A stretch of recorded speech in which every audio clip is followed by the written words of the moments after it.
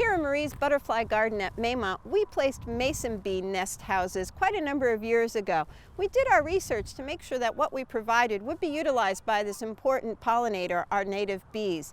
And mason bees is a general term that's very broad for a large family of bees that include resin bees, and it includes orchard bees as well as leafcutter bees. And all of these bees require a structure that is covered or protected from the elements. It needs to face east. And then inside of the box itself, we want to create this very special nest for the bees to overwinter in. And what we've created here is we've taken some planks of board and we've cut them and put them together. We've actually screwed them together tightly. You can see they've backed out a little. And then what we do is we've drilled 1/4-inch holes at each of the seams. And we do this so that we can take the boards apart and clean them.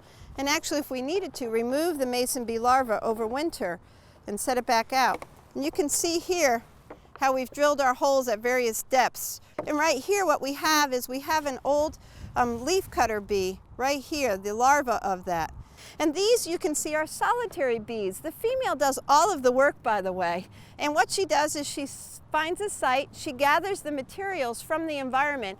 You might see little holes in your rosebush leaves. That's a leafcutter bee.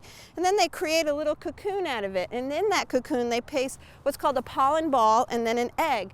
And then at the appropriate time in the spring, the egg hatches, the larva eats the pollen ball, goes through its various stages, it's called instars, to a point where it becomes a bee, an adult bee, and it can fly and leave this small, very protected area. Mason bees are phenomenal pollinators because the pollen sticks to the hair on their abdomens, and as they go from flower to flower, they spread that pollen.